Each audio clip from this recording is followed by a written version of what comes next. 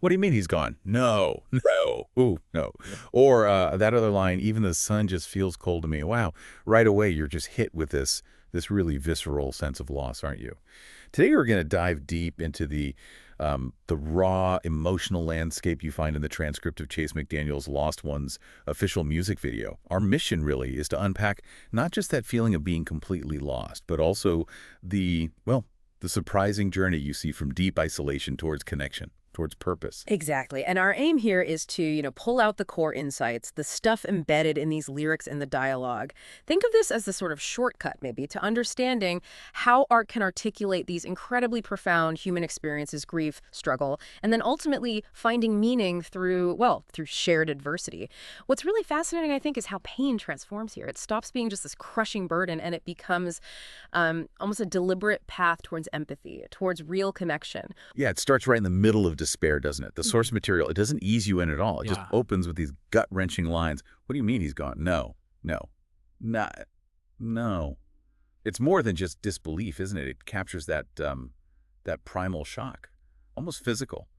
When something incomprehensible happens, the mind just refusing to process it, then the lyrics, they plunge us into this really personal internal struggle. The speaker talks about the thoughts in my head ain't what they're supposed to be, and feeling like the devil on my shoulders got a hold on me. Yeah, that imagery, the devil on the shoulder, the sun feeling cold, it really emphasizes this profound internal chaos, detachment even. It's not just sadness, it's more like feeling this world ain't my home, a total disruption inside, making everything feel alien, cold. It shows how that kind of internalized anguish can just change how you perceive everything. Right. And you almost expect the story to just stay stuck there in that darkness. Yeah. But then there's this incredible shift, this moment that Yeah. you're feeling so completely alone, the realization hits. I realize I'm not the only one alone. It sounds so simple, that line, but impact is huge.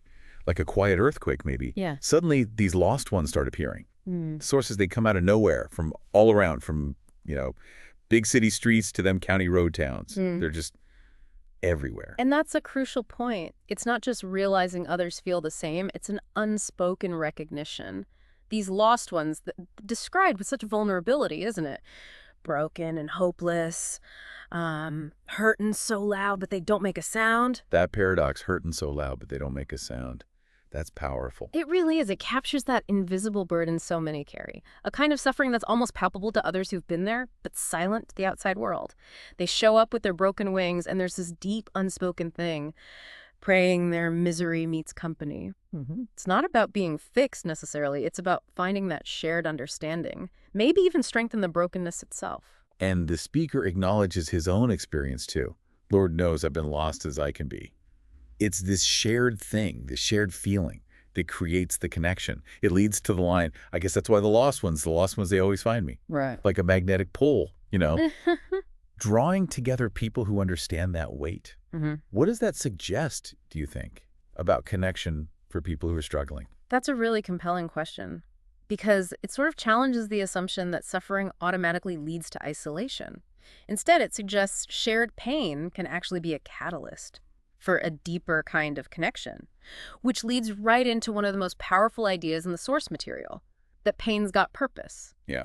And this isn't just like a hopeful saying, it's a real reframing. It suggests suffering isn't just something to endure. It can be a kind of qualification almost for empathy, for leadership even, turning your own brokenness into strength for others.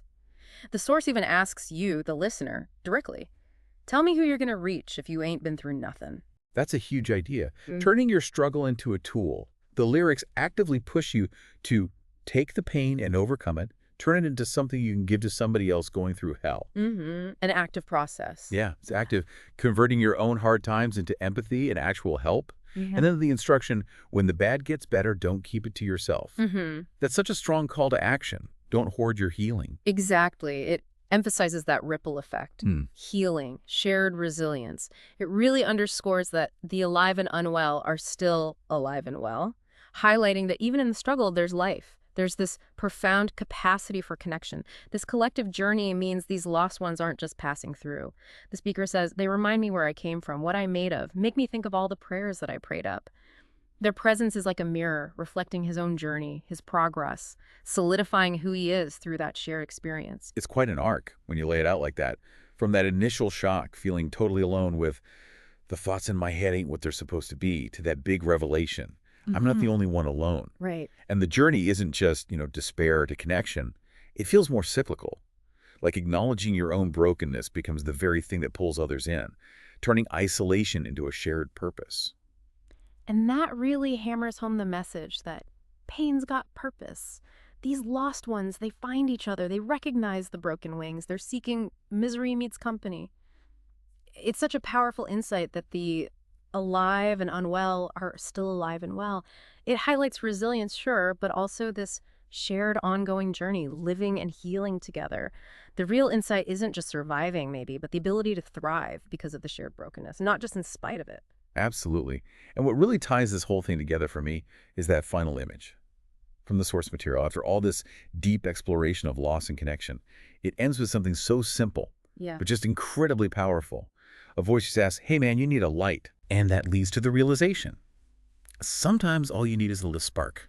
That simple question, that realization, it really raises something for you, the listener, to think about. If sometimes all you need is a little spark, what could that spark be for you when you're feeling lost? Or maybe turn it around. What spark can you offer someone else? Especially when the source tells us when the bad gets better, don't keep it to yourself. It really drives home that ripple effect, doesn't it? Shared experience, resilience, how our own journeys, even the tough ones, are never really just about us.